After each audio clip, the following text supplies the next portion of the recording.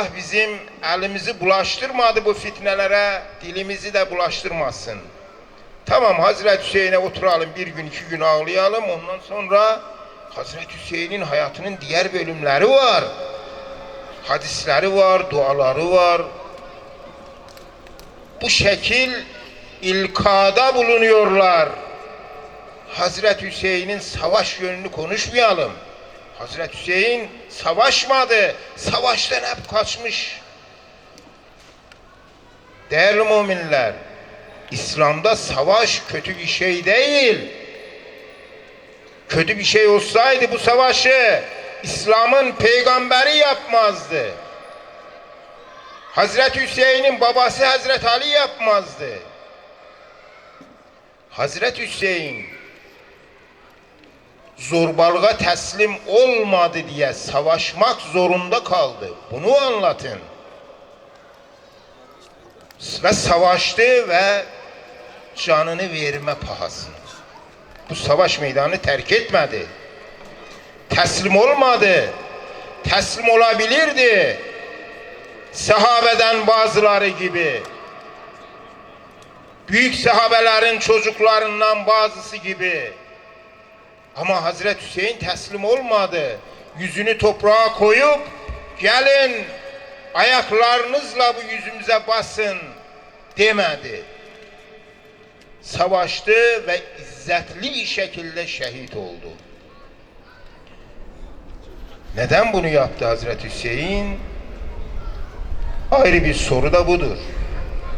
Bugünlerde konuşulan şeylerden, konuşmamız gereken şeylerden de birisi budur. Bu olmayabilir miydi böyle bir şey? Hazreti Hüseyin hiç şehit olmasaydı mesela. Her şey yolunda gider miydi? Her şey süt liman mıydı? Değerli müminler, bu ister Resulullah'ın zamanında olsun, ister Resulullah'tan sonra olsun. Bunu bilelim. Her oluşumu, her sistemi, her mektebi, her dini tehdit eden unsurlar vardır. Bu tehditlerin bir kısmı dış tehditlerdir. Düşmanlardır, küffardır. Saldırırlar, ona karşı koyarsın. Bazı tehditler iç tehditlerdir. Nifak kökenli tehditlerdir. İç çürümelerden kaynaklanan tehditlerdir. Yani Resulullah'tan sonra dış tehditlerle ilgili belki çok kritik dönemler İslam tarihi yaşamadı. Ama değerli müminler, iç tehditler konusunda o kadar büyük sıkıntılar yaşadı ki İslam dünyası, o kadar içten çürümeler başladı ki haddi hesabı yok. Saatlerce oturup tarihin sayfalarını böyle çevirip okuyarak çevirsek saatler yetmez, günler yetmez buna. O kadar büyük bir kokuşma başladı Resulullah'tan sonra. Ehl-i Beyt'in Müslümanların hayatından dışlanması, bunların evine gidip soru sormalar, soru sormayı boş ver, evlerinin önünden geçmelerin bile yasaklanması, bunların bir takım kralların ve sultanların hikmetine dayalıydı. Onların uygun görmesine dayanan bir şeydi. Yoksa Kur'an bu Ehl-i Beyt'i bir ilim merci'i, Resulullah'tan sonra insanların hidayetiyle görevli bir makam olarak tanıtmıştı. Nebevi hadisler de öyle tanıtmıştı. Hayatımızın merkezinde olması gerekirdi bu Ehl-i Beyt. Ama neden Ehl-i Beyt hep dışlandı, hep hayatımızdan, ümmetin hayatından dışarı atılmaya çalışıldı? Bu Resulullah'ın vefatından sonra öyle bir hızla ilerledi ki bunun üzerine Üç halife döneminde de o hilafet sisteminin kılcal damarlarına sızan, nüfuz eden Emevi virüsü durumu öyle bir hale getirdi ki Kerbela kaçınılmaz oldu. Eğer Hazreti Hüseyin'in şehadeti olmasaydı sadece şunu söyleyeyim. Aklınıza bu kalsın.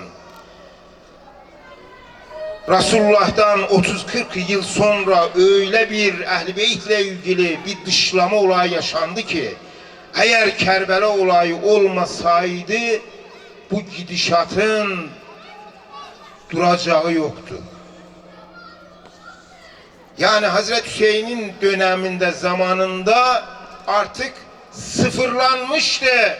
Ehl-i Beyt'e müracaat etmek, Ehl-i Beyt'e başvuruda bulunmak, Ehl-i Beyt'e bir soru sormak, Ehl-i Beyt'ten istifade etmek. Sadece soru sormak değil, dediğim gibi deminde, kapısının önünden bile Müslümanlar geçemiyordu, fişleniriz diye. Değerli müminler, bunu ancak Kerbela olayı gibi bir şehadet olayı durdurdu. O şehadet olayından sonra, Hazreti Hüseyin'in kıyamından sonra bir bakın İmam Zeynel Abidin Aleyhisselam dönemi başlıyor. Aşura gerçekleşti tarihte. Yezid ve hilafeti sistemi erimeye başladı. Müslümanlar içerisinde o kadar itibar sadece Kerbela cinayetiyle değil, Kerbela cinayetinin dışında Harre olayı, Medine'ye, Mescid-i Nebevi'ye baskınlar olayı, Kabe'de mancınık toplarına tutup orayı yerle bir etme olayları o kadar itibar kaybettirdi ki artık erimeye başladı bu zulüm sistemi. İmam Zeynel Abidin döneminde hafif bir rahat dönem oluştu ve İmam Zeynel Abidin Aleyhisselam dualarıyla, sözleriyle, yetiştirdiği talebelerle bu çıkmazı kırmaya başladı. Ve İmam Zeynel Abidin Aleyhisselam'dan sonra Muhammed Bakır Aleyhisselam'ın dönemi başlıyor. Artık yüzlerce diyebileceğimiz bir talebe sayısı oluşuyor. Galel Bakır hadisleri İslam dünyasının dört bir tarafında yayılmaya başlıyor. Özellikle İmam Muhammed Bakır Aleyhisselam'ın döneminde Ömer İbni Abdülaziz'in Yezid lanetullahi aleyh'ten sonra iş başına gelmesi bir fırsat oluşturdu. Ömer İbni Abdülaziz Emevi halifelerinden birisiydi. Ama babalarının haksız olduğuna inanıyordu bu. O hilafetin Ehl-i Beyt'ten gasp edildiğine inanıyordu Ömer İbni Abdülaziz. O yüzden bir açık dönem başladı. Muhammed Bakır Aleyhisselam yüzlerce talebeler yetiştirip ve insanları İslam'ın coğrafyasının dört bir tarafına gönderdi. Ve öyle bir zemin oluştu, öyle bir temel attı ki İmam Muhammed Bakır. İmam-ı Cafer Sadık Aleyhisselam'ın yaptıklarını artık ben söylemeyeceğim. Çünkü biliyorsunuz on binlerce talebe yetiştirdiğini, medreseleri olduğunu, ilim merkezleri olduğunu İmam Cafer Sadık Aleyhisselam'ın bilmeyen yoktur. Sünni kardeşlerimiz bile biliyorlar. Onlara sorsanız sizin şu imamların hocası kimdir diyecekler. İmam Cafer Sadık'tır. İslam dünyasına sadece Medine'de değil, Medine'nin dışına nebevi ilmi ihraç etmeye başladı. Bunlar Aşura kıyamının bereketiydi. Eğer olmasaydı Aşura, ümmet bu ilim kapılarıyla tanışamazdı. Buna fırsat verilemezdi. Ama bunların bir yerde bitirilmesi gerekiyordu. Aşura o batil tırmanışını, yükselişini durdurdu. Sadece o gün değil, kıyamete kadar da bütün batil cepheleri önünde set gibi duracak oluşumların kaynağı olacak Aşura. Eğer bir yerde zalime karşı duruş varsa bilin ki Aşura'dan ve Hazreti Hüseyin'den, Kerbela'dan bir esinlenme vardır. Bir yerde eğer zalimin karşısında dik duruş varsa bilin ki orada Hazreti Hüseyin'i bir örnek alma olayı vardır.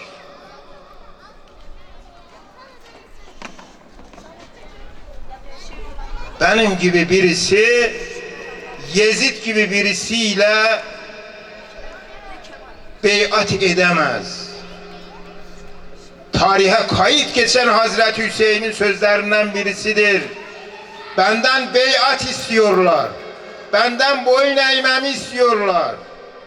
Ama benim gibi birisi, Yezid gibi birisiyle teslim. Yezid kimdi? Yezid gibi derken Yezid'i tanıyor muyuz? Elhamdülillah ki herkes tanıyor. Herkes tanıyor, anlatmaya gerek yoktur. Sadece şunu söyleyeyim, milletin gözünün önünde şarap kasesini kaldırıyordu. Diyordu ki bu kasenin içerisinde, bu kadehin içerisinde bulunan o şarap benim için sizin inandığınız cennetten daha değerlidir. Böyle bir adam halife olmuş. Peygamberin yerinde oturtulmuş. Ve Müslümanlarla dalga geçercesine şunu diyor. Bu İslam ümmetinin içeriden çürümesi değil de nedir?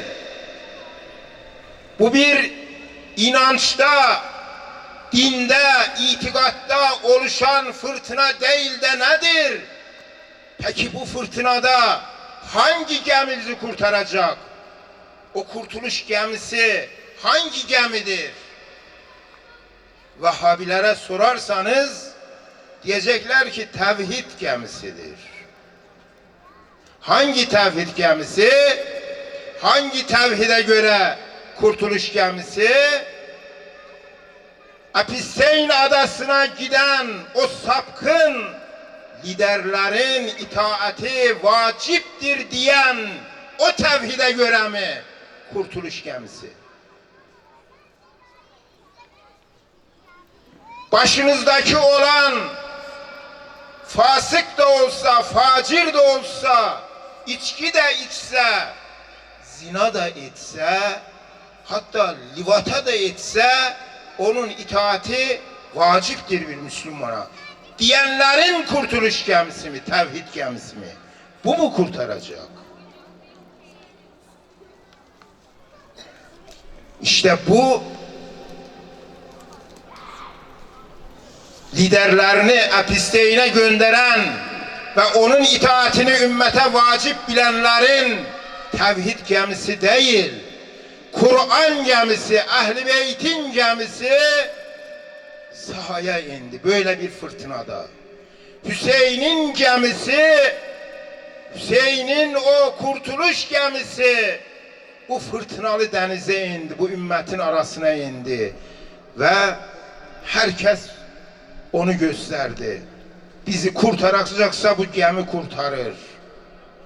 Gerçekten de kıyamete kadar, Hazreti Mehdi'nin zuhuruna kadar bu ümmet başka bir şey görmeyecektir. Hazreti Hüseyin'in kurtuluş gemisinin dışında.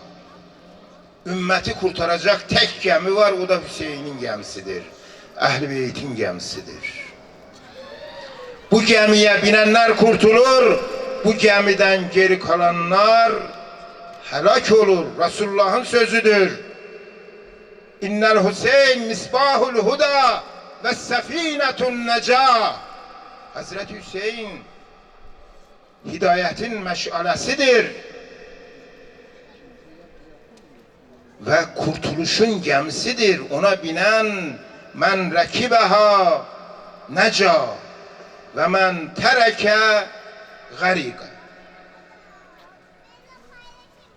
Onun için değerli müminler, Hazreti Hüseyin'in o bir gün aşurası bir gün değil. Bunu aklımızın bir köşesine yazalım. Aşura bir günün ismi değil.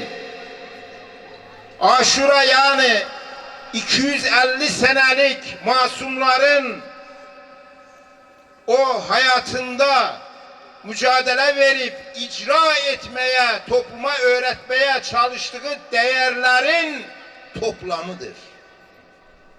Hatta 250 sene masumların tarihi değil, enbiyaların hedefleri doğrultusunda vuku bulan en büyük olaylardan birisidir. Aşurayı bir gün deyip yok etmeyelim, yok sanmayalım. Aşura eşittir bizim varlığımız. Aşura eşittir ümmetin dini. Resulullah buyurdu ki Hüseyin bendendir, ben de Hüseyin'denim. Hüseyin bendendir sözü anlaşılır. Torunudur. Hazreti Fatıma'dan Resulullah'ın parçasıdır. Bendendir Hüseyin. Ben Hüseyin'denim sözünün anlamı nedir biliyor musunuz değerli müminler? Yani Hüseyin nerede durarsa dininiz oradadır. Hazreti Hüseyin nereye giderse dininiz oradadır. Aşura böyle bir gündür. Aşurayı bilmeyenler dinini gözden geçirsin. Aşurayı bilmeyenler o inandıkları her şeyi bir gözden geçirsinler. Hazreti Hüseyin direndi, savaştı. Son nefesine kadar savaştı. Bu savaştı sözünü gizlemeyeceğiz, saklamayacağız. Bir zalimin karşısında boyun eğmemek için savaştı.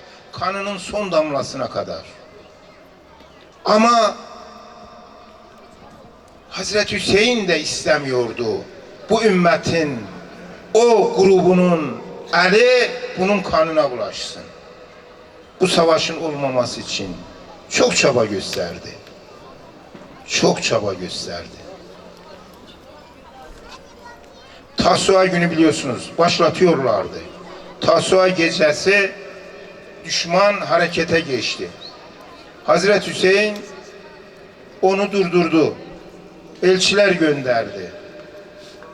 Biz düşmandan bir gün fırsat istiyoruz. O geceyi Hazreti Hüseyin ve yareni dualarla, Kur'an tilavetiyle, Allah'la razı niyazla geçirdiler. O bir günü erteletti Hazreti Hüseyin.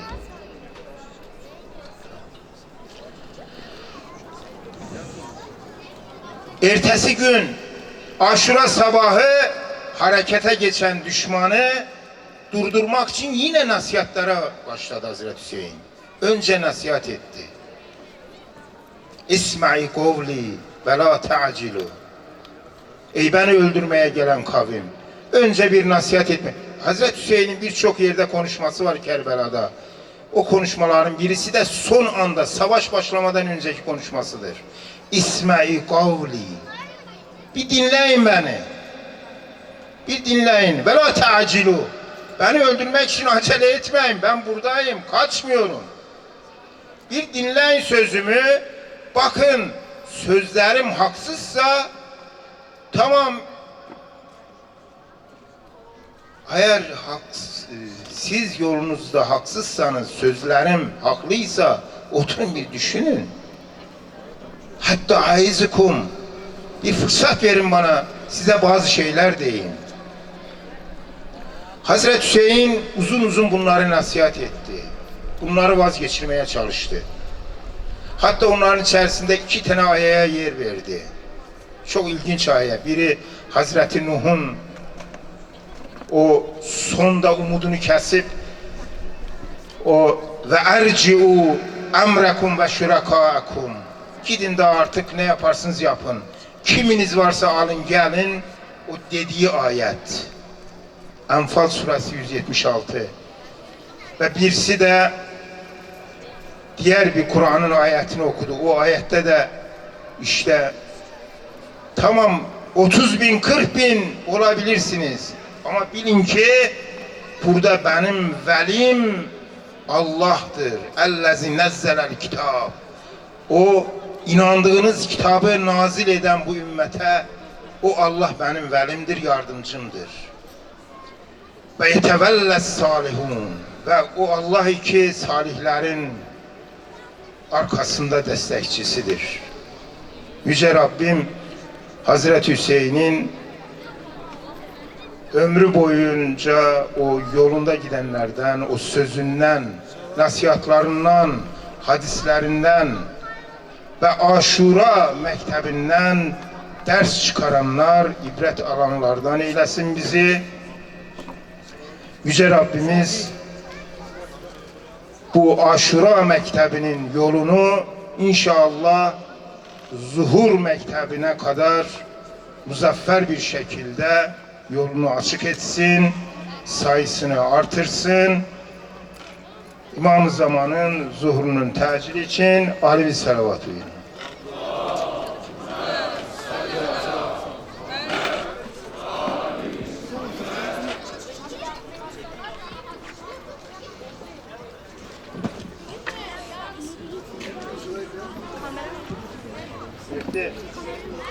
Ahmet.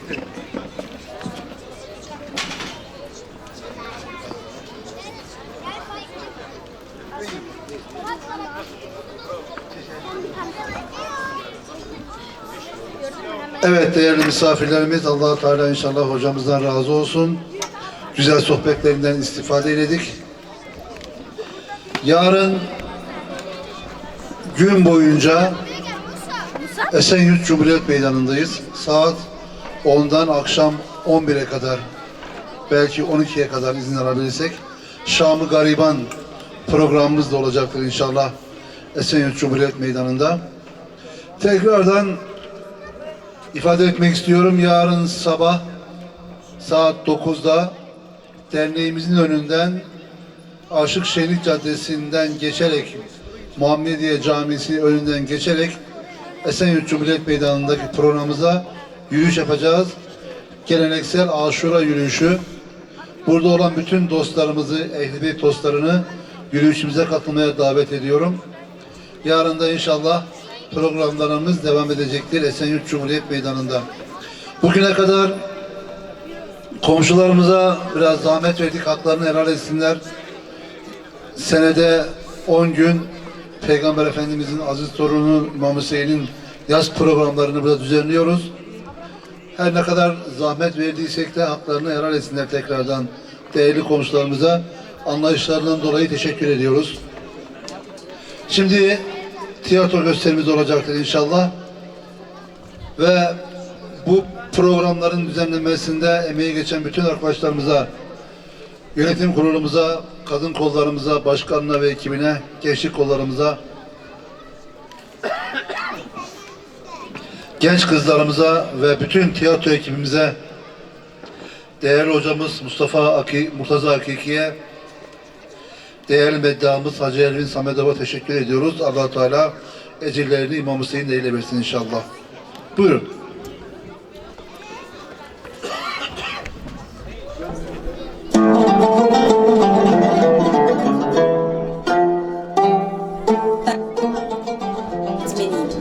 Gazze, Lübnan, Suriye, belki de İran'ın Minab şehrindeki bir okul burası. Ya da dünya üzerinde sizin çocuklarınızın mağduriyetini duyurduğunuz bir yer. Bugün de normal okul günlerinden biridir.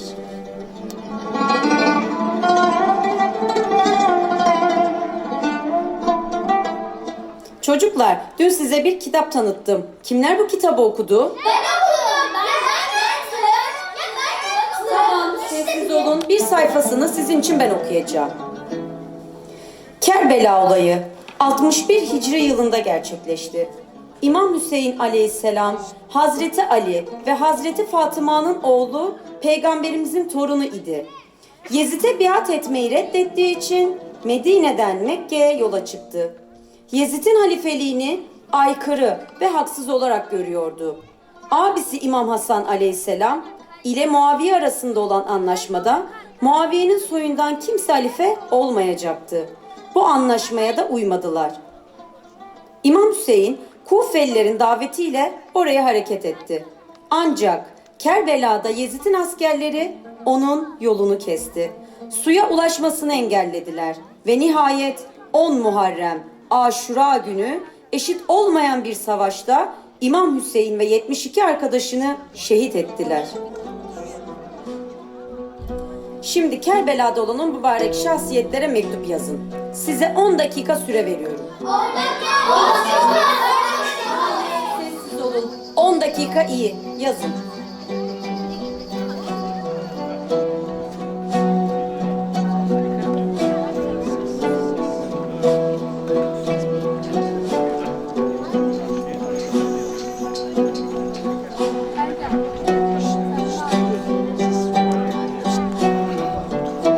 Kim okumak ister?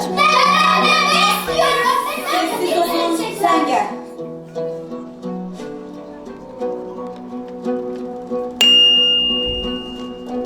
Bu kızın adı Elif. Şimdiye kadar gördüğüm en düzenli kız. Her zaman tertipli ve temiz. Ödevlerini düzenli yapıyor. Çanta, kitap ve defterlerine çok dikkat ediyor. Adını kitaplarına, defterlerine ve çantasına yazıyor. Yazıyor ki kaybederse bunların kime ait olduğu anlaşılsın diye. Sevgili annem Hazreti Fatıma, selam olsun sana. Ben uzun zamandır annemin sıcak kollarını hissetmeyen bir çocuğum. Her zaman annemi özlediğimde sizinle konuşuyorum. Çünkü siz peygamberimizin kızısınız. Kerbela hikayesini okuduğumda yüreğim her zamankinden daha çok sızladı. Kitapta okudum ki o acı, susuzluk ve yalnızlık içinde. İmam Hüseyin'in başı Huli tarafından eve getirilip kandilin içine gizlendi.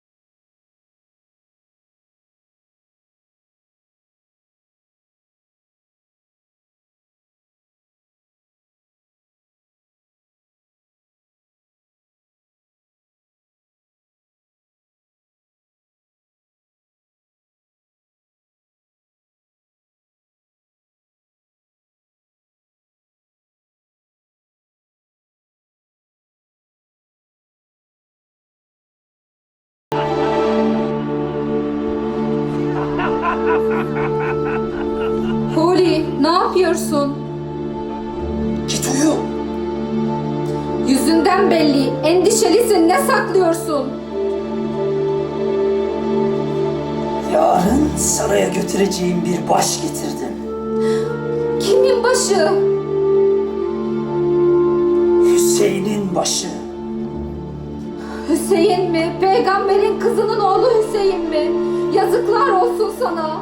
İnsanlar seyahatten altın ve gümüş getiriyor. Sense peygamberin oğlunun başını getirmişsin. Sus! Kimsenin duymasını istemiyorum. Bu başın ağırlığında İbn Ziyad'dan altın alacağım.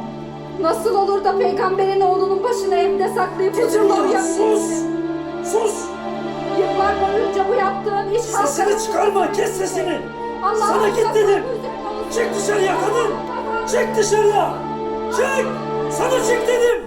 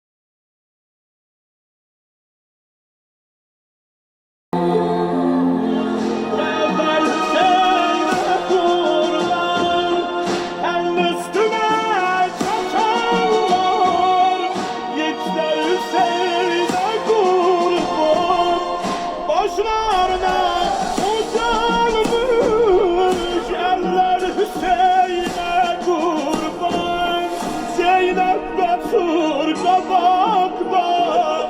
Ses ver Hüseyin'e kurban, ses ver Hüseyin'e kurban.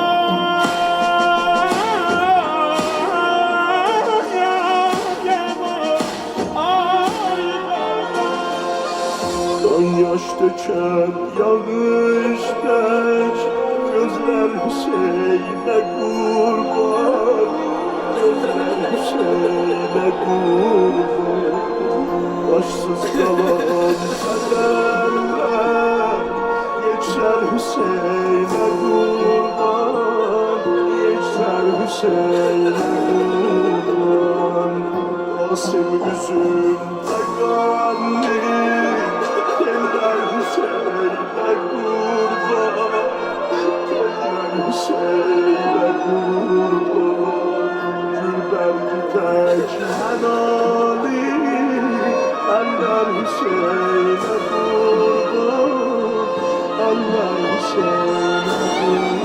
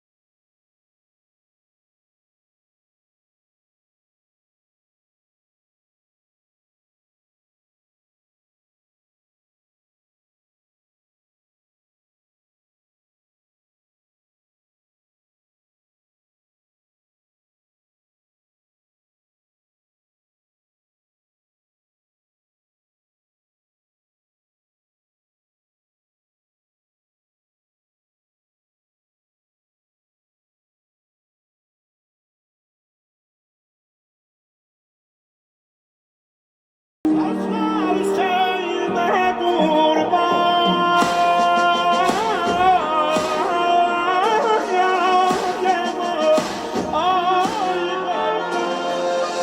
kan yaş döken yağış deş, gözler Hüseyin'e kurban, gözler Hüseyin'e kurban. Başsız kalan kaderler, geçer Hüseyin'e kurban, geçer Hüseyin'e kurban. Çünkü siz peygamberimizin kızısınız. Kerbela hikayesini okuduğumda yüreğim her zamankinden daha çok sızladı. Kitapta okudum ki o acı, susuzluk ve yalnızlık içinde İmam Hüseyin'in başı Huli tarafından eve getirilip tandırın içine gizlendi. Her özlem çektiğimde aklıma siz geliyorsunuz. Siz gökyüzünde İmam Hüseyin'in yalnızlığını izliyorsunuz. Anneme selamımı iletin. Sizleri çok seviyorum.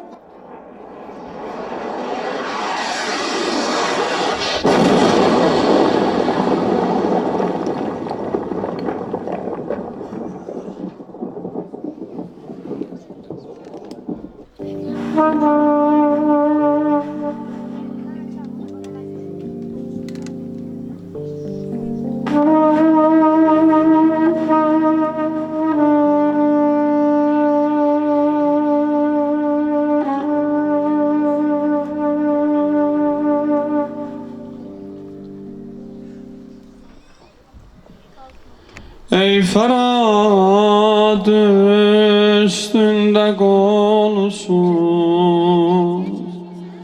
kanına gelta ebel fan. Teşneler kızlarım olsun,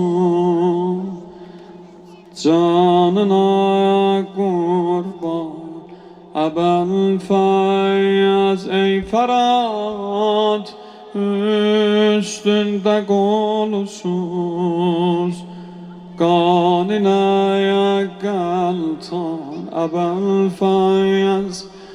Teşneler kızlarım olsun, canıma kurban Ebelfaz ya Ebelfaz ya Ebelfaz.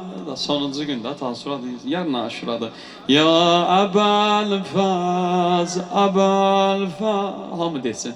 Ya Ebelfaz, Ebelfaz.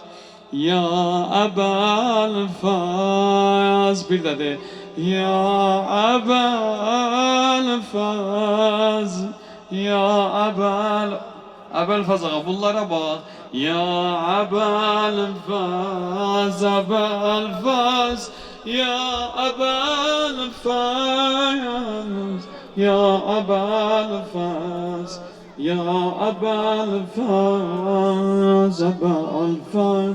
Koy öpüm bazularından yadigarı Heyderim sayan. Başını Allah ucaltsın, sen vefalı efsarimsen. Ağacan koy öpüm bazılarından yadigarı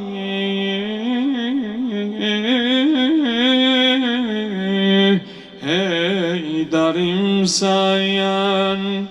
Başını ay Allah ucaltsın,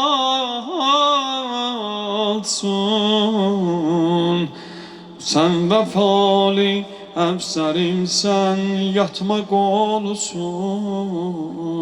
kumlar üstte, yatmak olsuz kumlar üstte. Aç gözün bir kez Hüseyin'i, koyma tenha.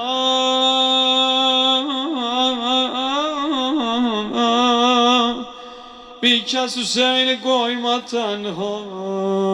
Ay Ebelfaz, ay Ebelfaz diye başladım. Ya Ebelfaz, Ebelfaz, ya Ebelfaz, ya Ebelfaz, ya. Utanırsan sen ben təhdiyim. Başıma dolanlama. Faz, ya Ebelfaz. Bayanları bildiği olmaz ama sənək olar.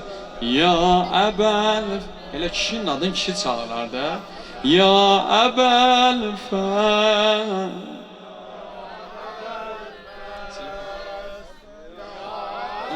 Ebelfaz, ya Ebelfaz, ya Ebelfaz.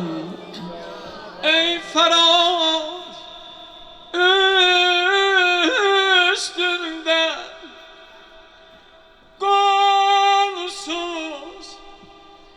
alemdari.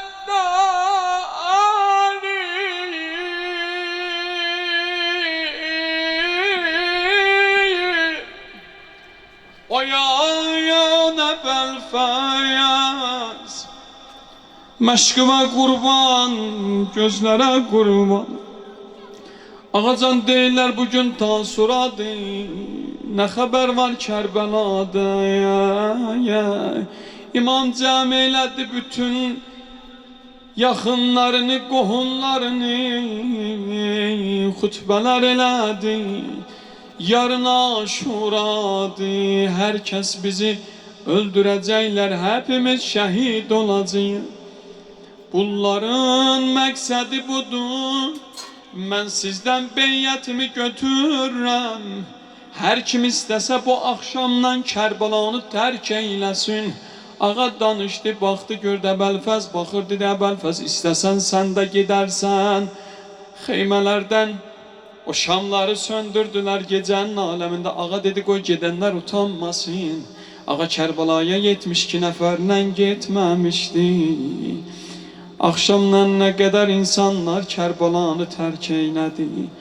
Həzrət Ebelfaz gəldi xanım Zeynəbin xeyməsinə. Bacı, bacı, bacı, ürəyimi qəmlər alıb ay bacı. Bacı, mən bura gəlmişəm qardaşıma can verməyə. Hüseynə qurban olmağa nədən qardaşım belə dedi? Gəldi İmam Hüseyin yana, İmam Hüseyin dedi, Əbəlfəz, hər kəsdən beyyətimi götürdüm, istədim sənə də deyəm, amma ürəyim sənnədə. Əbəlfəz dedi, mən sənin yolunda ölərəm, ağa can, mən bu yerə sənə görə gəlmişəm. Ona görə də Aşuranın günündə şəhidlər, şəhid olanda Əbəlfəz ağa gəldi İmam Hüseynin yanına. İmam Hüseyinlə üzbəyüz durdu, dayandı. Dedi, indi mənim növbəmdir, gedim meydana. İmam dedi, Əbəlfəz, hər kəs ki gəldi bəndən izin istədi. Onların cənnətdəki məqamin gözlərdim. Bax səmaya öz məqamı və gör cənnətdəki məqamın necədir anam oğlu. Gör də Əbəlfəz İmam Hüseynə baxır, belə ağlayır, gözlərindən yaşları tökülür. Əbəlfəz, səninki məqamın böyükdür, sən niyə baxmırsan cənnətdəki məqamı və buyur dağam, mən bura sənə görə gəlmişəm. Mənim cənnətimdə sənsən, mənim sərvətimdə sənsən Hüseyin. Öl desəm ölərəm, qal desən qalarayam. Ondan sonra gəldi xeymələrə, məşqilər götürdü. O balalar cəm oldular. Əmi Əbbas, biz susuzuq, meydana gedirsən, bizə su gətirərsən. Hər kəs gəldi, Əbəlfəz belə dövrəyə aldı. Ağa Zülcenahı minəndə gördü, at hərəkət eləmir. Baxdı bir balaca uşaq atlarına yaxınların belə qucaqlayır. Baxdı xanım Rüqəyyədir, əmi səndən bir xahişim var. Əmi məni al qucağıma. Ay bugün Əbəlfəzə dərdini olanlar, ay bugün bu qapıya gələnlər. Kim gəlib bilmirəm, hastası var, borcu var, müşkülü var, dərdi var. Sən bilirsən, sənin Allahın bilir. Onda Əbəlfəzə ant ver, Allah'ı ant ver Əbəlfəzin hörmətinə. İnşallah qəbul ola, Babələ vaiddir bizim ağamı. O ki gəldi, gördü Zülcenahın aşağısında balaca bala dayanır. Aldı qucağına, Rüqəyyə qızım, nə istəysən əmündən, nə olub? Dedi, məni yaxın gətir, qulağıma söz deyəcəm. Əbəlfəz ağa xanım Rüqəyyəni yaxın eyləyəndə gördüm, deyir, əmicəm, biz susuzuq, biz çox susuzuq. Əmi bilirəm, səqqayı hərəmsən, sən bizə su gətirərsən, Əmi Əbbas, gözlərim qalar yollarda. Ona görə Həzrəti Əbəlfəz gəldi, Fəratə yaxınlaşdı. O qədər zalimlər var idi, analar, bacılar. Ay xanımın mülbəninə bugün baş sağlığı verənlər. O zalimlərlə vuruşdu, Fərata daxil oldu. Adam susuz olsa, ciyəri yansa, sıcaqda su axtararsan, əgər çirkin suda olsa onu içərsən, canın yanar. Xüsusən Kərbalada görmüsən, Ərbəyində sıcağı görmüsən. Ağa girdi Fərata, bədəni sərinlədi. Doldurdu ovcuna içə su. İstədi ki özünün taqəti olan məşqi doldura. Apara xeymələrə, balalar yolunu gözləyir Əbəlfəzli. Amma ovcuna su alanda birdən gözünün qabağına Əli Əsxər gəldi. Birdən gözünün qabağına xanım Rüqəyyə gəldi. Dedi, ey Fərat, qan olasan. Əgər Hüseynim susuzdur, Əsxərim susuzdur, mən bu sudan içmərəm. Ağa doldurdu məşqi sudayan. O ki Fəratdan kənarlaşanda o zalimlər ağanın qabağını kəstilər. Əvvəl sağ qolun vurdular ağamı. Ağamın sonra sol qolun vurdular. Əbəlfəz məşqi aldı dişinə, xeymələrə tərəf gedirdi. Amma gördülər Əbəlfəzin məqsədi məşqi balalara çatdırmaqdı. Onda lənət olmuş Şimir əmr eylədi, oxlarla vurun Əbəlfəzin məşqin. Ağanın məşqi noxtayanda dizlərin qoydu yerə, üzün dolandırdı xeymələrə. Qardaş yaman günümdü, gəl harayma qardaş. Qardaş gəl harayma, əbəl fəzin ölür ay qardaş, gəl harayma. İmam bu səsi eşidəndə xeymədən diskindi, Təlli Zeynəbiyyədən əllərin qoydu kürəyinə, Zeynəbi çağırdı. Bacı, bacı, bacı, ələmdar müvatdan saldılar ay bacı. Gətir Zülcənahimi qardaşım məni səsdir ay bacı. Gəlin bu günlərim o xırda qəbirə zəvvar ola, ağlayan göz yaşlarımıza mənim canım qurban. Ay, ay, ay, ay Hüseyin, ay Hüseyin, ağa sən nələr çəkdin? Ondan Zülcənahim mindi gəldi ağa, Əbəlfəzin yaralı cənazəsinə. O yaralı başı aldı dizinə, ay qardaş. Gördü ağa can üstədi, oh deyən gözlərin, baxdı qan dolan gözlərin əbasından sildi. Əbasın sildi Əbəlfə, gəl gedən xeymələrə, balalarım yolumu gözdir ay qardaş. Əbəlfəz bu halinə məni didər gün elədin ay qardaş. Demirəm, duray duyun, mənlə bu təlliyə şaydın. Deyirəm qolların olaydı, mənlə qucaqlaşaydın ay qardaş. Səsimin dinən ya Hüseyin, ağa sənin qərib canıma qurban olaq, sənin qərib canıma qurban olaq. Hüseyin döyülən Rüqəyyəvə bizim canımız qurban. Hüseyin oxlanan Əsqərə bizim canımız qurban. Hüseyin, Hüseyin, Hüseyin kəsilən qollara Bəlfəzə bizim canımız qurban. Ağa biz də 9 gündür gəldi, sabah aşuradır. Hüseyin, ağa bizə də bax da. Ya Hüseyin, hər yerdə ya Hüseyin. Demişəm ya Hüseyin sənə, birdən bu sənin kimi Hüseyinçini qəbrə qoysalar, dünyadan köçdə, onda deyərsən, hər yerdə ya Hüseyin demişəm ya Hüseyin sənə. Ağa, indi çətin günümdə əlimdən yapış.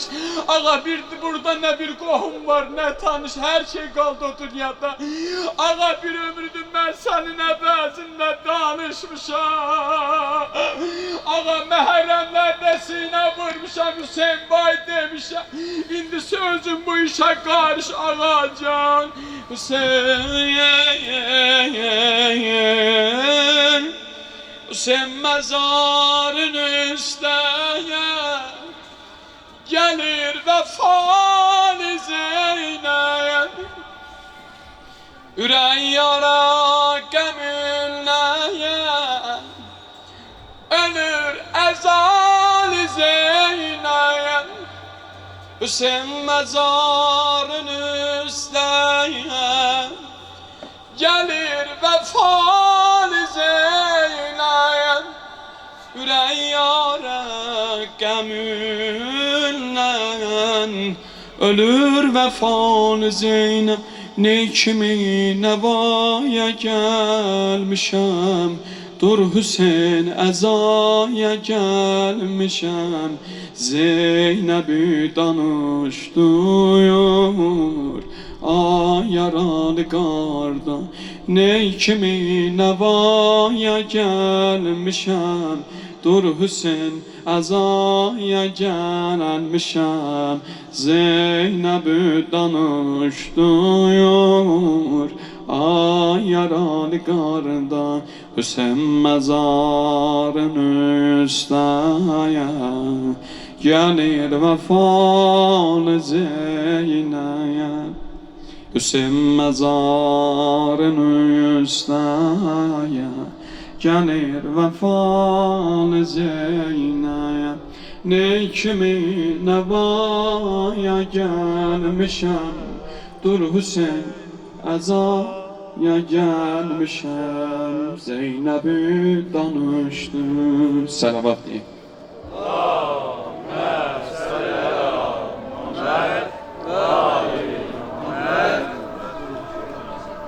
Sandalyeleri götürək biz. Uxulinin təndiri qaldı burada götürək. Belfast, ey cani canan, sekkayı etşan, düşen koluva, Hüseyin'in kurban. Ey cani canan, sekkayı etşan, düşen koluva, Hüseyin'in kurban. Tökülür akşi Halid-i meşki, agoşuma gel olma perişan. Laylaya Belfast, laylaya Belfast, laylaya Belfast, laylaya Belfast. Bir daha. Laylaya Belfast, laylaya Belfast, laylaya Belfast, laylaya Belfast. Ey servi bostan, yeridi destan, düşen koluva, ağlar Nehlistan. Sinem dağlama, oğlum ağlama, solma saralma, kanlı Gülistan.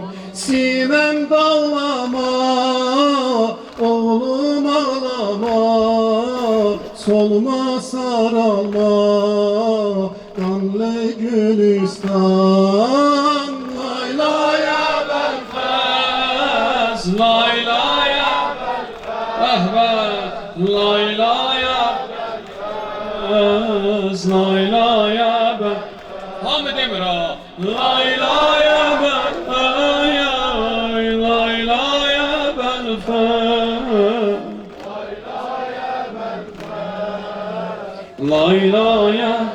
Kalbim dinceler, gözüm eşkeler, tiri nigahım yüreği dener, yüreği dener.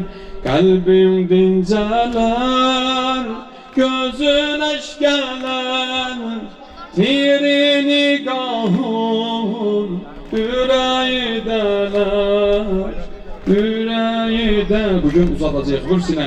Gülüm darıxmaya, səbriden çıxmam, indi çağıram, Hüseynin gələr. Gülüm darıxma, səbriden çıxmayam, indi çağıram, Hüseynin gələr. Laylaya Belfast, laylaya Belfast, layla. Hele birinci bir iki tane aramları sonra şufurarız. Laylaya, hamı desin ne olar?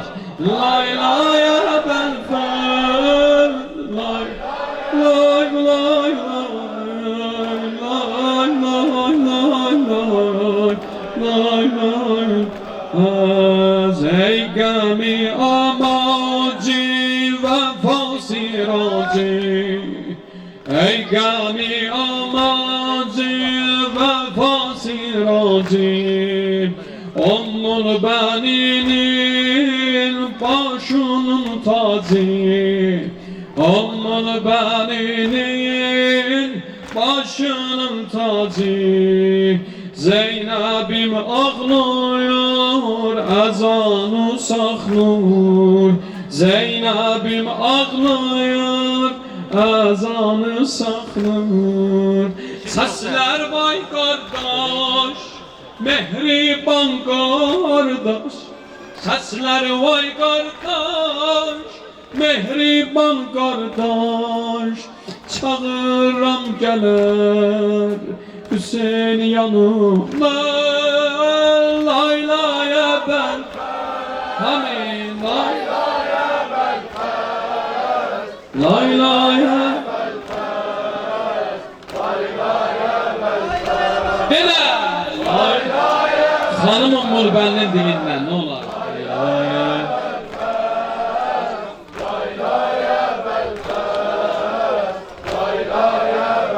Əşrara baxmayın, küffara baxmayın. Əşrara baxmayın, küffara baxmayın. Fəqət yara boyuq, fəqət yara boyuq. Ağyara baxmayın, qoy sinəm üstəyim, başına həstəyim. Qoy sinəm üstəyim, başına həstəyim. Sinəmdə zəxmi, mismara baxma. Sinəmdə zəxmi, mismara baxma. Günüm darıxma, sinə dağlama. Hamı lay lay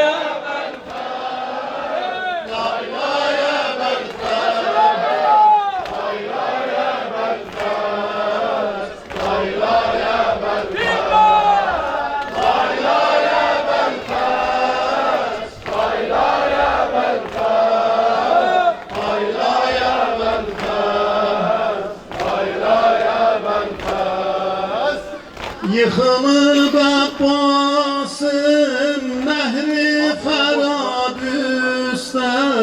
Belim sındı Zeynep, elem darıldı. Ses verin. Yıkılıp Abbas'ın nehri Ferad üstte. Belim sındı Zeynep, elem darıldı.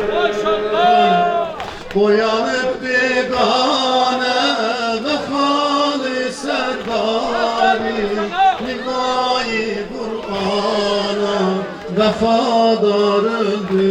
Bir de boyanıp begane vefalı serdari, Nigayı Kur'an'a vefadarıdır. Yaralı aslanım, şehidi Kur'an'ım, ümidi tiflanım, cavanım eyvay. Yaralı aslanım, şehidi Kur'an'ım, ümidi tiflanım, cavanım eyvay.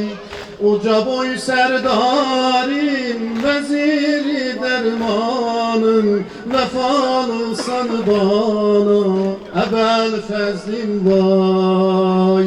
Uca boy serdarim, veziri dermanım, vefalısan bana, ebel fezlin vay. Hep beraber.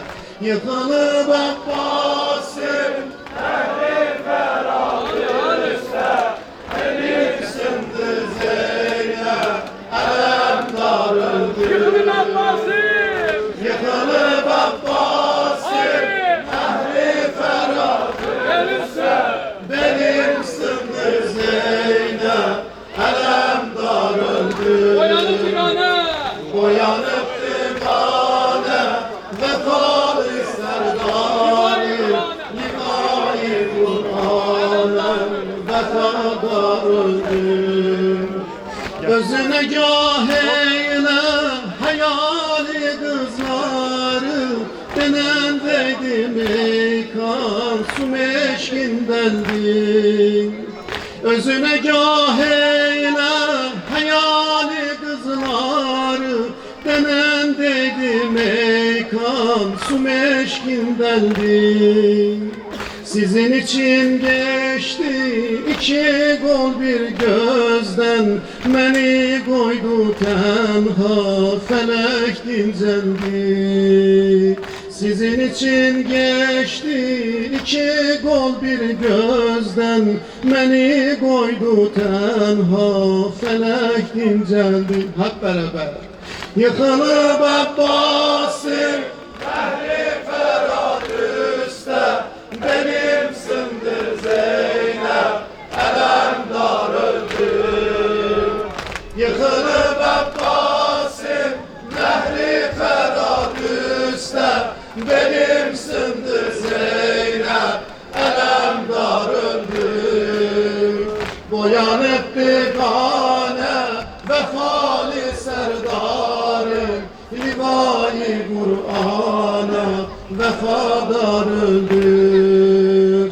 Boyanıp bigane, vefali serdarım, livai Kur'an'a vefadar öldü. Lebbeyke ya Ebel Fes.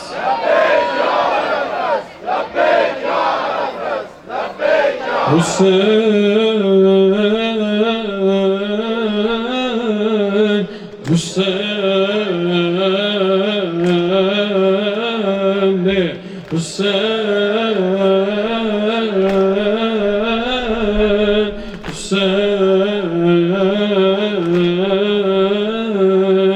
Hüseyin,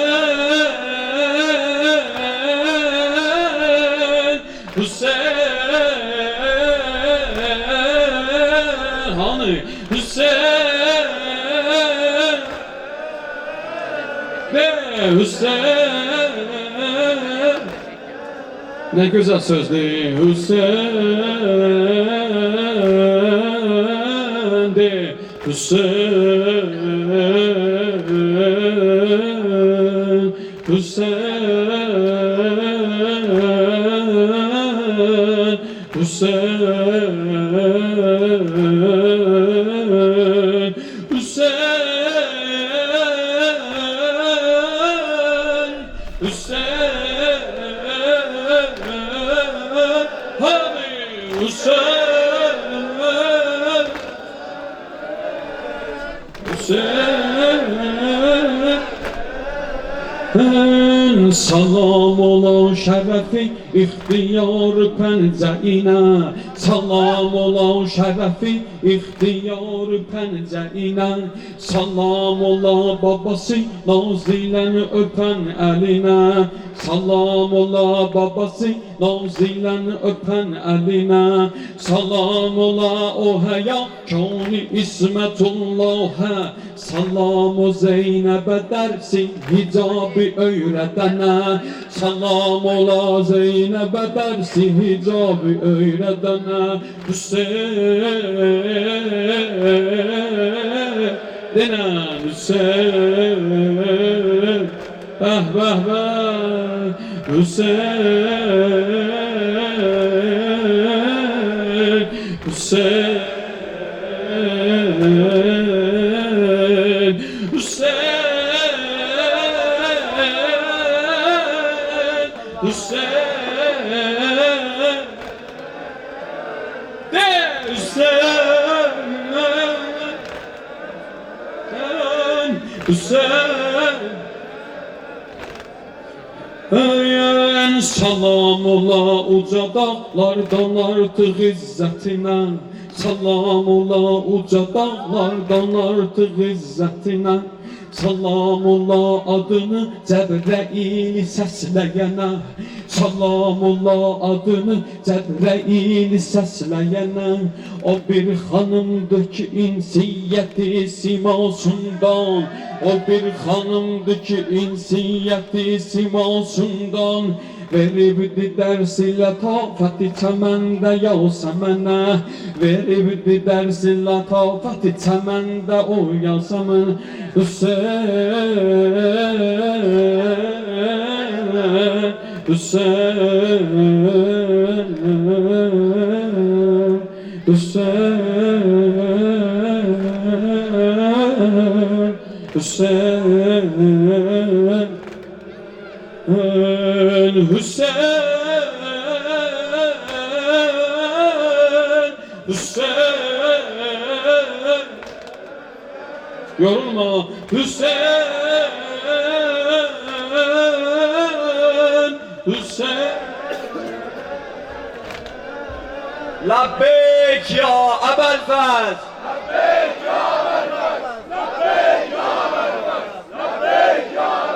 Ali Mola, Ali Heydar, Ali Mola, Ali Heydar, Ali Mola, Ali Heydar, Ali Mola, Ali Heydar de Ali Mola, Ali Heydar, Ali Mola, Ali Heydar, Ali Mola, Ali Heydar, Ali Mola, Ali Heydar, Ali Qazi, Ali Mawjud, Ali Merzi, Ali Dunya, Ali Uqba, Ali Rahu, Ali Ahmar, Ali Kano, Ali Ebru, Ali Baran, Ali Kashti, Ali Tufan, Ali Derya, Ali Lenger, Ali Sultan, Ali Burhan, Ali Mola, Ali Mola, Ali Mola, Ali Heydar, Ali Mola, Ali Heydar, Ali Mola, Ali Heydar, Ali Mola, Ali Heydar, Ali Mola, Ali Heydar, Ali Mola, Ali Heydar,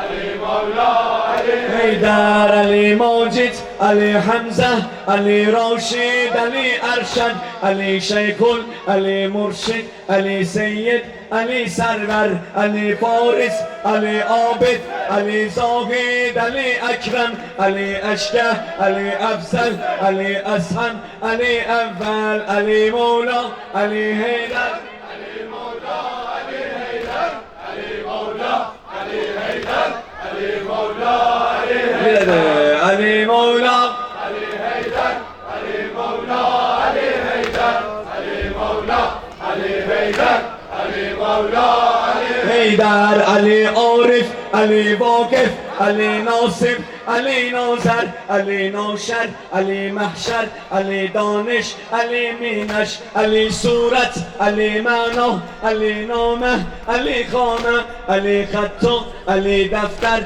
Ali Ayet Rahmani, Ali Tayyid Rabbani, Ali Ayin Sultani, Ali Ziba, Ali Zimbar, Ali Mola, Ali Heydar, Ali Mola, Ali Heydar, Ali Mola, Ali Heydar, Ali Mola, Ali Heydar, Ali Mola, Ali Heydar, Ali Mola, Ali Heydar, Ali Mola, Ali Heydar, Ali Mola, Ali Heydar, Ali Mola, Ali Heydar, Ali Razikh, Ali Rizvan, Ali Sidra, Ali Toba, Ali Saqi, Ali Saqib, Ali Adam, Ali Nuh, Ali Yahya, Ali Yusuf, Ali Isa, Ali Musa, Ali Salman, Ali Ashtar, Ali Ahmed, Ali Quran, Ali Mola, Ali Heydar, Ali Mola, Ali Heydar, Ali Mola, Ali Heydar,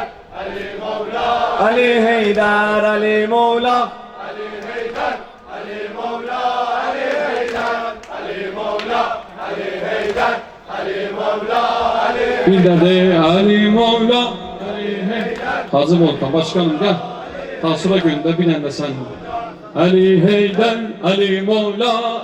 Gençler müsaade edin. Ali Mola, Ali Heydar, Ali Mola, Ali Heydar, Ali Mola, Ali Heydar, Ali Mola, Ali Heydar, Ali Mola, Ali Heydar, Ali Mola, Heydar. Yani bayanlar yine iyileştiler.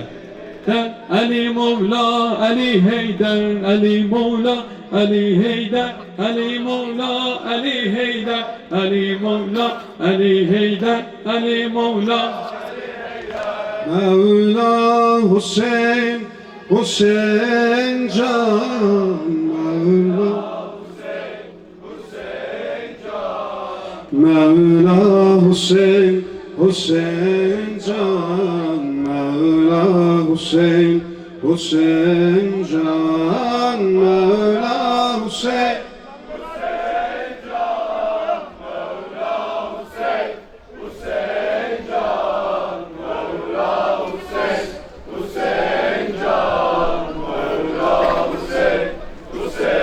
Can kesilip başın eğdi, elleri sayan kardeş, doğranıp kül bedenin. kesilip başın elim, elleri sayem kardeş, doğranıp gül bedenim, ben sana kurban kardeş. Bu ne haldi Hüseyin'im, sinesi elvan kardeş, Fatıma kurbanı sana, Allah'a kurban kardeş, Mevla Hüseyin.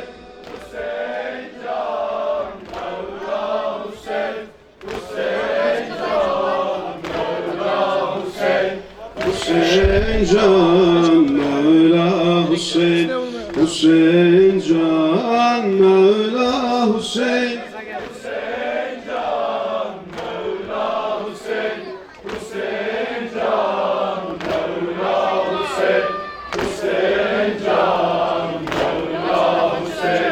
Hüseyin can, ya Hüseyin Zeynep'ine, kalk mene de can kardeş, bacının mehremine, boynuma dolan kardeş, ya Hüseyin Zeynep'ine, kalk mene de can kardeş, bacının mehremine, boynuma dolan kardeş. Bu ne halde Hüseyin'in sinesi elvan kardeş, Fatıma kurbanı sen, Allah'a kurban kardeş, Mevla Hüseyin.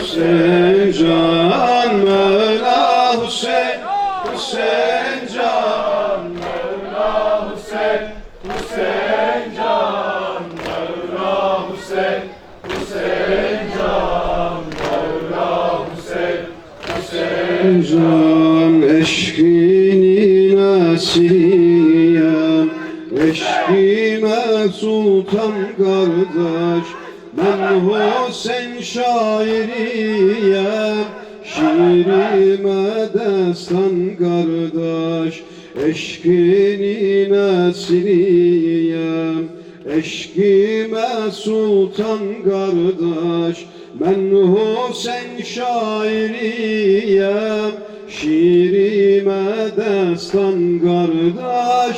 Bu ne halde Hüseyin'im, sinesi elvan kardeş, Fatıma kurbanı sen, Allah'a kurban kardeş, Mevla Hüseyin.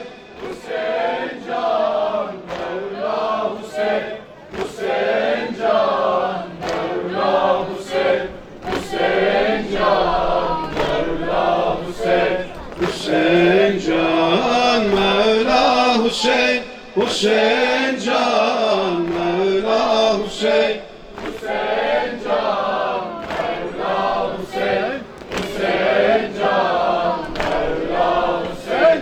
Hüseyin can, gedirem Şam'a tərəf, Kufe'yi bir an kardeş, olmuşam Şam-ı şeref, bayrağı iman kardeş, gedirem Şam'a tərəf, Kufe'yi bir an kardeş, olmuşam Şam-ı şeref, bayrağı iman kardeş.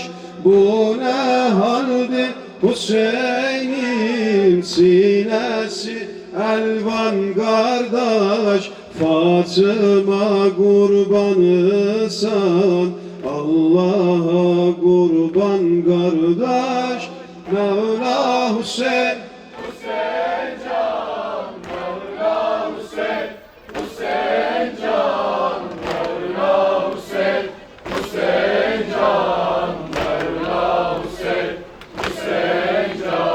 Şahu vefa ebel fez, şahu vefa ebel fez, şahu vefa ebel fez, ebel fez. Ebel fez, ebel fez, ebel fez, şahu vefa, şahu vefa, şahu vefa, ebel fez.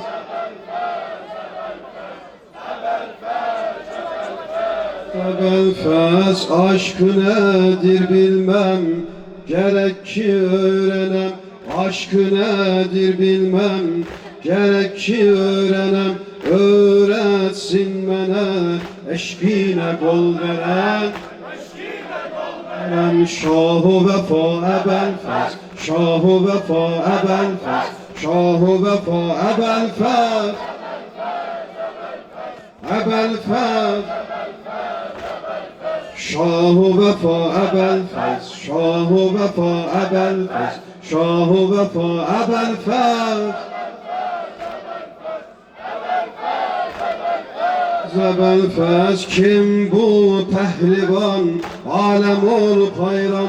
Kim bu pehlivan, alem olup hayran. Zehra eşkine, Hüseyin'e veren can. Hüseyin'e veren can. Şahu vefa ebel fez, şahu vefa ebel fez, şahu vefa ebel fez.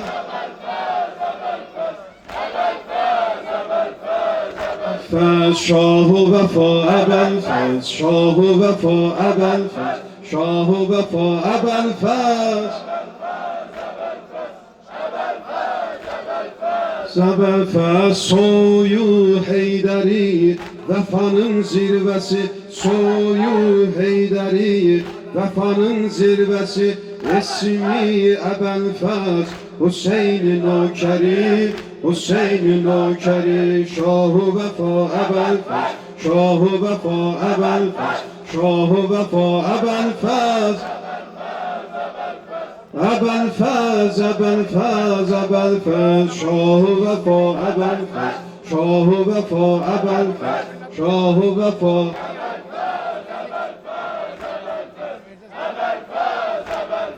Ebel fez, aşk meydanında, safları yaranda. Aşk meydanında, safları yaranda. Babası Haydar, sanki Kerbela'da, sanki Kerbela'da. Şahu vefa ebel fez, şahu vefa ebel fez, şahu vefa ebel fez. Ebel fez, şahu vefa ebel fez, şahu vefa ebel fez, şahu vefa ebel fez. Ebel fez, Cafer Tayyar, Haydar Kerrar. Cafer Tayyar, Haydar Kerrar. Hamza Şebihi, Abbas Selemdar, Abbas Selemdar. Şahu vefa ebel fez, şahu vefa ebel fez, şahu vefa ebel fez. Ebel fez, ebel fez, ebel fez, şahu vefa ebel fez, şahu vefa ebel fez, şahu vefa ebel fez. Ebel fez, güller açılsın, seni bir koklasın. Güller açılsın, seni bir koklasın. Artık Gülistan gülümü tanısın, gülümü tanısın. Şahu vefa ebel fez, ebel fez, Ebel fez, ebel fez, ebel fez. Her zaman müşküle düşsem diyerem ya Heydər. Her zaman müşküle düşsem diyerem ya Heydər. Behri qəmdən gilə düşsem diyerem ya Heydər. Behri qəmdən gilə düşsem diyerem ya Heydər. Behri qəmdən gilə düşsem diyerem ya Heydər. Ağama kurban olum gözlerine müşteriyem. Ağama kurban olum gözlerine müşteriyem. Baksadan ol keriyem, bakmasadan bir yerde baksadan o keriyem bak. Baksadan o keriyem. Heydər, Heydər, Heydər, Heydər, Heydər. De, Heydər, Heydər, Heydər, Heydər. Dene, Heydər. Bir de. Ah, ben fakat bir veregi bir rəqəməm candı Ali. Ben hemen nuru zayıfəm ki Süleymandı Ali. Ben fakat bir veregi bir rəqəməm candı Ali. Ben hemen nuru zayıfəm ki Süleymandı Ali. O yaman günde elimden tutacak nökeriyem. O yaman günde elimden tutacak nökeriyem. Tutsa da nökeriyem, tutmasa da nökeriyem. Bir de tutsa da nökeriyem. Bir de tutsa da nökeriyem. Tutmasa da nökeriyem. Heydər, de Heydər, rahber. Bir de Heydər, de Sine kim onu bilmese Mevla nece rahat ölecek. Ben o Mevla'ya dəxiləm ürəyim dincələcək. Kim onu bilmese Mevla nece rahat ölecek. Ben o Mevla'ya dəxiləm ürəyim dincələcək. Can verən də bilirəm başımın üstə gələcək. Can verən də bilirəm başımın üstə. Necə? Can verən də bilirəm başımın üstə gələcək. Öləm olsuda o gəlsə adının əzbəriyəm gəlsə də bir də gəlsə də bir dostu yazıldı vəli əfsanədir Rüstəm. Rüstəmlər heyrətdə qoyub paltayı qəlqə. Bir dostu yazıldı vəli əfsanədir Rüstəm. Maşallah. De. Maşallah, sesi var kurban. Firdevsi yazıldı, veli efsanedir Rüstem. Rüstemleri heyrette koyup Fatih-i Elgem. Çok görmeli taş var, veli elmas olabilmez. Min Rüstemi dastan gele Abbas olabilmez. Şems menem, kamer menem, nehil menem, şecer menem. Şems menem, kamer menem, nehil menem, şecer menem. Nuh Nebi dilindeki Nuh menem, neba menem, çeşmi kelime görsen. Nuru zelil ziya menem, betni semekte Yunus'e.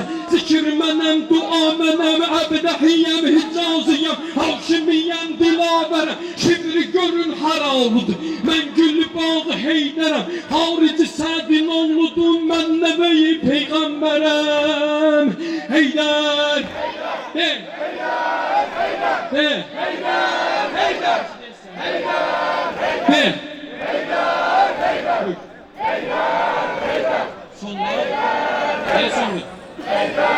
sondu. Yoktu benim Allah bir kesim. Ağama çataydı kaş sesim. Buyur. Axırda vereceğim size sonda. Yoktu benim Allah bir kesim. Ağama çataydı kaş sesim. Kan gecelerinde ba vefa. Sen sana bu fazil munisim. Kerbela söz öneren sen Hüseyin darune darim. Kerbela söz öneren sen Hüseyin darune darim. Neynirem cenneti men Kerbela bağı beharim. Atsana germeni yağa ben harac ed. Atsana germeni yağa ben harac ed. Eyle dua kabri ve men bir riyak ettim. Eyle dua kabri ve men bir riyak ettim. Ey kaş türbet-i zibasını öpeydim. Ey kaş Hazreti Abbas'ı öpeydim dene. Ey kaş türbet-i zibasını öpeydim. Ey kaş Hazreti Abbas'ını vay vay Hüseyin vay vay vay Hüseyin vay vay. Ey elemi gana batan Hey alemi gana batan Ferhat kenarinde yatan Ferhat kenarinde yatan Mügeyyesi yasir ona Mügeyyesi yasir ona Akladılar askeri Akladılar askeri Vay vay Hüseyin var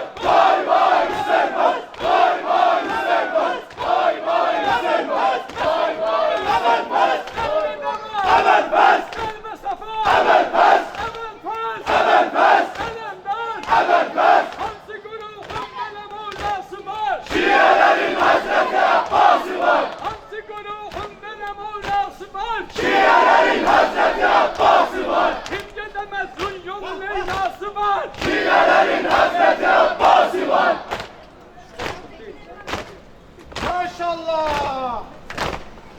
Geldi matem gecesi Kerbela Golgabi Geldi matem gecesi Kerbela Golgabi Şemi Aşuradi Şemi Aşuradi Hüseyin! Geldi matem gecesi Kerbela Golgabi Geldi matem gecesi Kerbela Golgabi Şemi Aşuradi Şemi Aşuradi Hüseyin! Rozadir ağlayanı Zehradir Murteza rozadir ağlayanı Zehradir Şemi Aşuradir Şemi Aşuradir Hüseyin! Geldi matem gecesi Kerbela Golgabi Geldi matem gecesi Kerbela Golgabi Şemi Aşuradir Şemi Aşuradir Hüseyin! Murteza rozadir ağlayanı Zehradir Murteza rozadir ağlayanı Zehradir Şemi Aşuradir Şemi Aşuradir Hüseyin! Ayrılmaram gülümden Ayrılmaram gülümden İstekli bülbülümden İstekli bülbülümden Her vakti çare düşsem Ağam tutar elimden Ağam tutar elimden Ayrılmaram gülümden Ayrılmaram gülümden İstekli bülbülümden İstekli bülbülümden Her vakti çare düşsem Ağam tutar elimden Ağam tutar elimden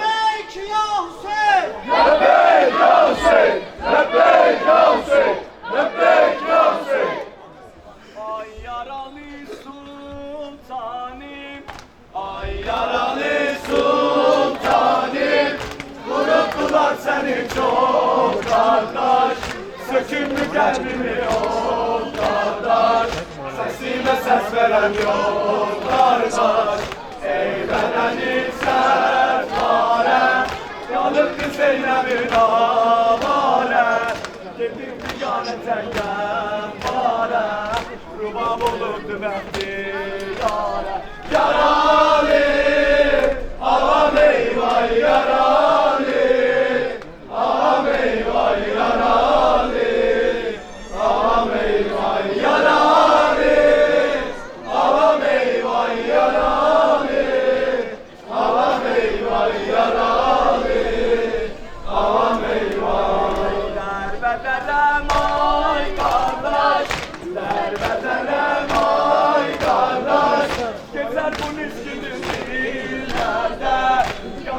köyleyin ellerde, Rukiye sallıyı çöllerde.